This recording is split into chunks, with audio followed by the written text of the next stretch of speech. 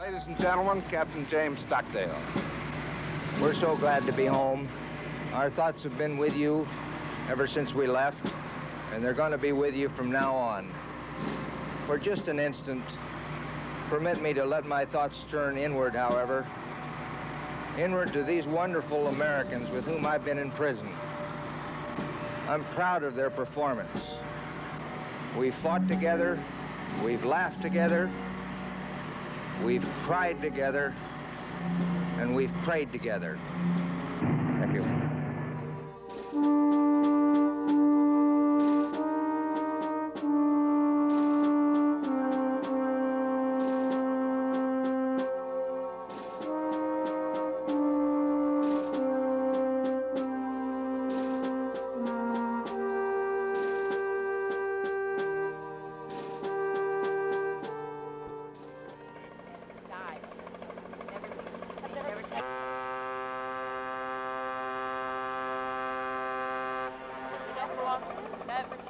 Just a month before the United States lifted the trade embargo with Viet Nam, I had the honor of traveling to Hanoi with America's most famous POW, Admiral James Stockdale, and with a group of Stanford alumni.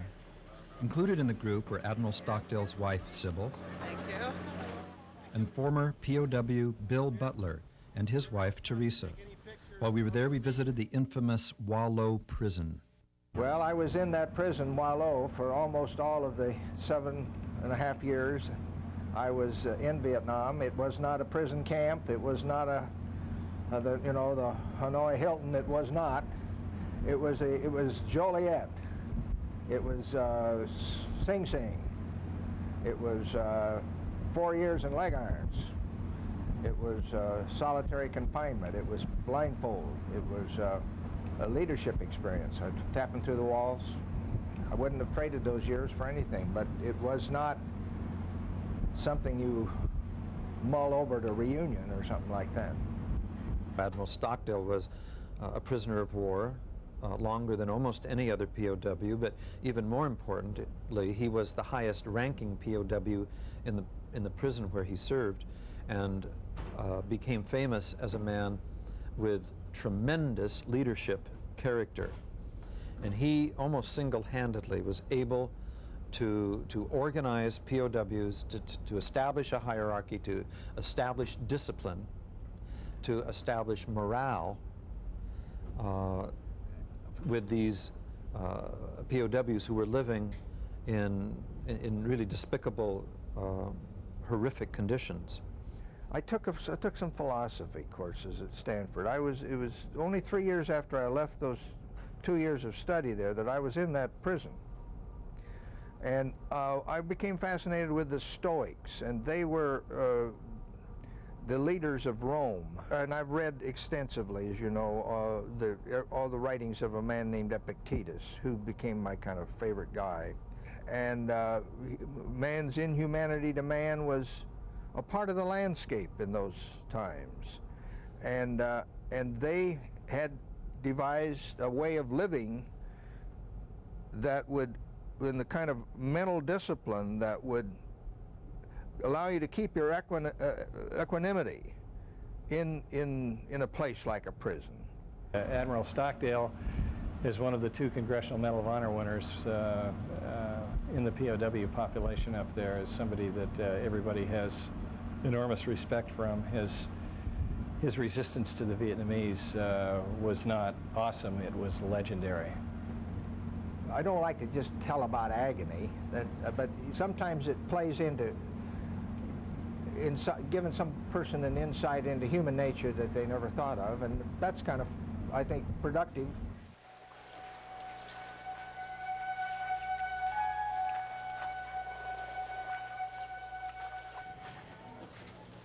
On our way to Hanoi, we toured a Cambodian prison and watched as Admiral Stockdale picked up a pair of leg irons and explained how they were used. Everybody had a set of these traveling irons that the guard would put out and lean up against the wall before he was going to lock you up for the night, and that would be done about 4 in the afternoon. And one of the guys said, you know, I think when we really became unglued more than we ever were was the time the guard mixed up our irons.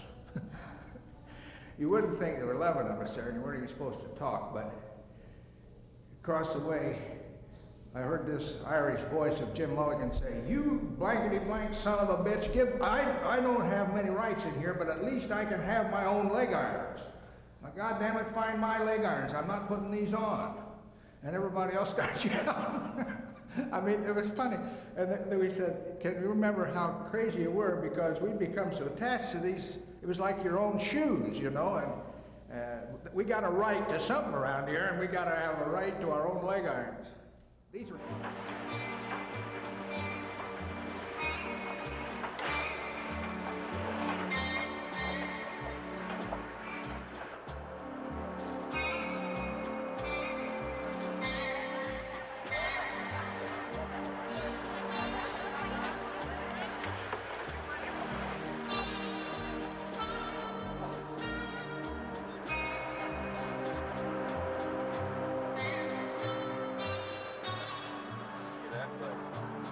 Coker and McKnight's escape took place by them breaking out of a prison in the north part of Hanoi and plunging into the Red River about up in here. They floated about a day and got caught. They tied themselves together and they planned to bury themselves in the mud all day and then swim at night. But the first morning, there were so many people on the banks of the river. The first morning, they were recaptured. And then they joined us at Alcatraz.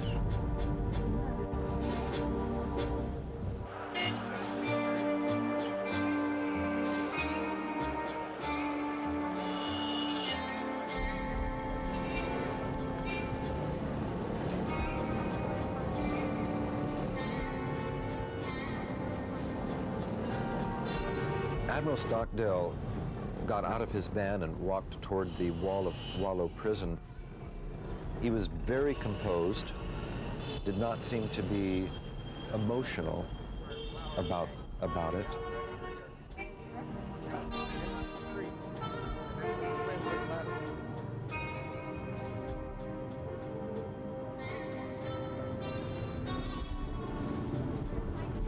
Well, I never knew what that side of the street looked like. Looks like it was about the same then. Now, this was built by the French about the turn of the century. And through the 1930s, most of the inmates were communists who were then being tracked down by the government. Several of them became national leaders. When I was in prison, Pham Van Dong had been in here. I'd read articles he'd written about it. This is the head of the prison system of the whole country. There are offices in there that see to that. And it was a prison that the inmate, it's a little bit bigger than the square block, a slightly odd shape. Here's the look of it. And I'm talking to you on this side now. I'm up here, right near this corner. but about 1,000 men and about 200 women were a good number of inmates at any one time. In August '64, Americans started coming in. The civilian inmates are still there. Alvarez was shot down on that first raid I described yesterday, in August 4th, 5th, '64. He was the only American in town for until February of '65. Then the second guy came in. His name's Bob Shoemaker, and then there was a trickle in, and then they would trickle out. They built. They had various places they stashed them at outlying locations. It wasn't until that fall of '65, I showed up in 9 September '65, that they knew the war was going to last. And it was then that they started to organize a system that could extract military information and propaganda in some kind of a fashion that they could force. Trickle in, trickle out. But the seniors stayed, generally speaking. In the winter of '65, '66, there were only 2 Americans in here throughout the whole winter, and that was Robinson Reisner and your old buddy Jim. Boy, and there were about 10 on, you know, it was a bad winter. And then we'll say in the summer of '67, there were probably 100 Americans in here, most of them right over this wall in a section we call Las Vegas. This is Thunderbird's cell block here, right along here, and I've lived in a couple of cells there. We're looking at the outer wall. There's a 10-foot gap and then an inner wall, which Ron has been able to photograph through a hole down here. So there's an alleyway in between, and there used to be machine gun towers at each corner so they could command the alley in case anybody was any kind of a riot or anything. On October 25th, '67, in the middle of what John Hubble's book calls the Stockdale Purge, I felt I was about to cash it in when suddenly the door opened and a man came in and took off the handcuffs, and I knew I was going to move. And I was taken to a little prison up north of here, about 8 blocks. It had never been occupied by Americans before, and we named it Alcatraz, and there were 11 of us up there. I was up there for 1 year and 5 months, and then there was another problem and I got kicked out of there. But except for that, all my 7.5 years were in this prison.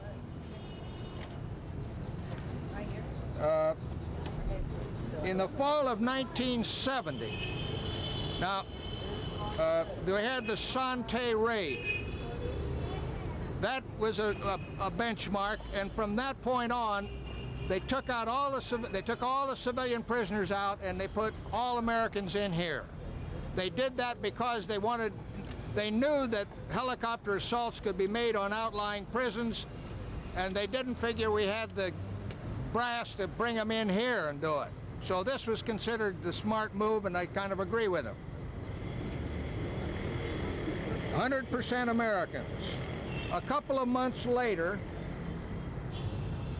we were able, through TAP communication, to identify 342 Americans by name, and in those days I could recite the 342 names in here on one night. And then we knew that one man was absent, Ted Guy, and we knew that at least 8 had died in prison. So that meant that the number of known people to have been contacted in Wallow Prison was 351.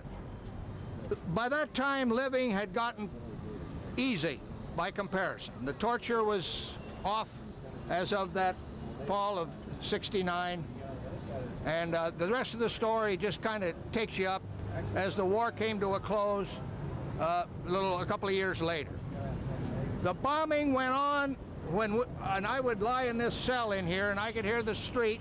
You see, I've got access to fresh air through a high port and the moat. The street sounds would be like this every day until the siren went off, and they'd always went off about 10 in the morning. and about 2 in the afternoon. I mean, Americans very precise, and it took them about 2 days to realize that there was no use worrying about it this time of day. And then the sirens would go off, and then the noise level would zero out. The people would get in their bomb shelters. A tactical air raid lasts about 10 minutes, and then 15 minutes later, just like now, only they had music coming out of loudspeakers on the street. Carnival atmosphere. They got so they just could handle it. You might hear after a tactical raid, you might hear a fire truck, you might hear an ambulance somewhere in town. And I suppose at the end of any given month, if we were continuously doing it, there probably were 30 casualties. They could go on like that forever. And of course, when the B-52s came in, there was silence in the street, and this sidewalk was jumping up and down, and there were airplanes saturated the air for 11 straight days, and the bombs were out and where they weren't killing people. As I said, they only claimed something like 280 casualties after that.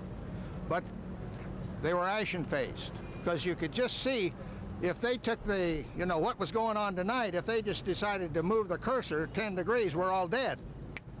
And that's the kind of credibility that wars end on.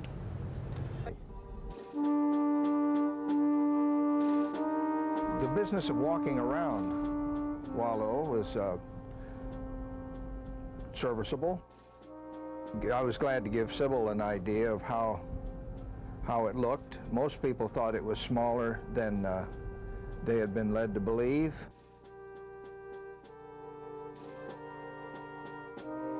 Americans were killed and tortured and killed in the prison. I have a list of names of fine young men who were killed right there in those cell blocks. It was not a pleasant thing for somebody like Sybil to see. It looks pretty much as I thought it would look. It looks junkier. It looks junkier. It smells pissier. There were only 2 breaks in the wall, and they're on the east side on Wallow Street, and there's a main gate which was barely able to accommodate a Jeep. They didn't want us looking in there, but we finally got permission to take a few snapshots.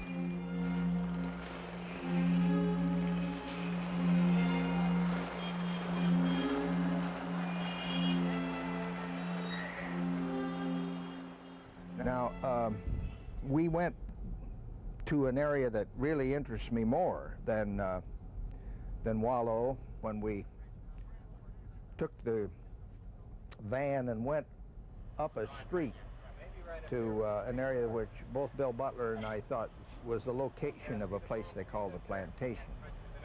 The Plantation was a place where they took dignitaries to interview prisoners. It's a big building over here now that wasn't there. There's the railroad track. That has to be it. I think this is it, Jim. Do you think this is the fence of the courtyard? Yeah. Jim Stockdale asked the driver to take him down a particular street. Bill Butler had a number of ideas as well as to where a prison referred to as the Plantation was located. They had heard the sounds of a railroad track, so they knew it was next to a railroad track. And they had about 3 or 4 of those kinds of hints of where it might be. They told the driver where to drive. All of a sudden there was this commotion as they realized that they had found the Plantation on this side street. I think that's it right there. I think that's a house. Yeah, that's it. Let's pull over to the side. Stop! To the military. That's it. Stop! That's the Can we plantation stop right there. here? Stop! And they took the whole... Jim Stockdale and Sybil, Teresa and Bill Butler, the camera crew and myself immediately walked right into the main gate of this plantation, which is some kind of defense installation today. And I don't know exactly what it was, but it was clearly off limits. No.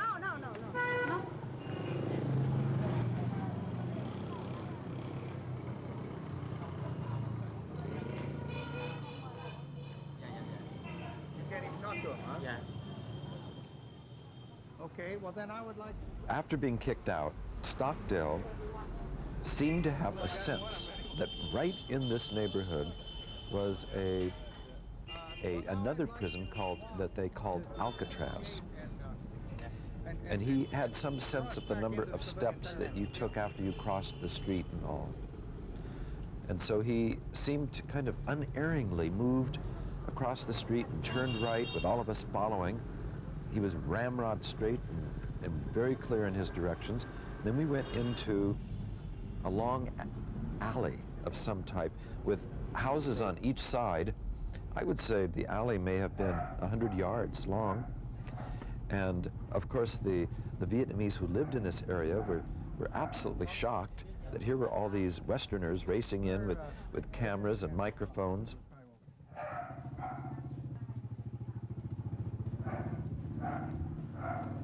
Mama-san?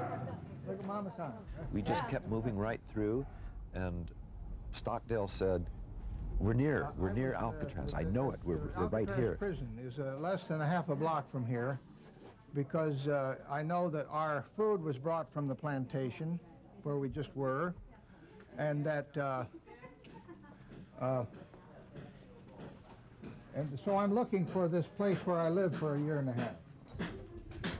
And all of a sudden we came to something of a dead end, and we came into a group of cell-like rooms, small rooms that were clearly not used.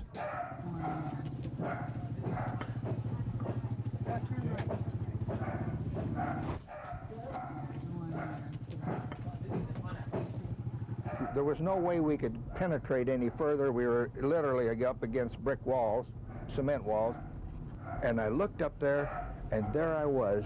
These were the punishment cells outside Alcatraz. So I was within shouting distance of where I'd spent a year and a half in leg irons.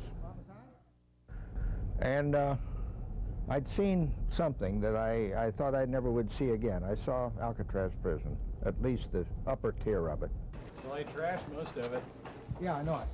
And it's Yeah, but we saw It's a those landmark. doors back. I mean, that was it. that's where all those pictures of Stratton and Right, people right, walking around, and that's all right back there. Right. right.